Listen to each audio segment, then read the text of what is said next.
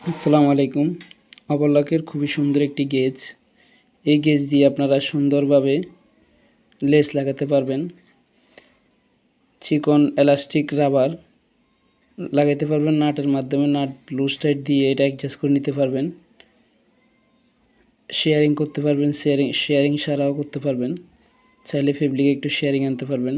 মোটা elastic নাটটা loose দিয়ে বড় করে গ্রুপ সরিয়ে এটা লাগাইতে পারবেন। মুভলিং টেপ, সাদা মুভলিং টেপটাও করতে পারবেন, নাটের মাধ্যমে লুজ করে নেবেন। তো খুবই সুন্দর একটি গাইড।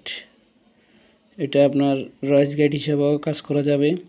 যে কোনো লেস করতে পারবেন, যে কোনো রাবার, যে কোনো স্টাইলে আপনি এই গাইড দিয়ে কাজ করতে পারবেন।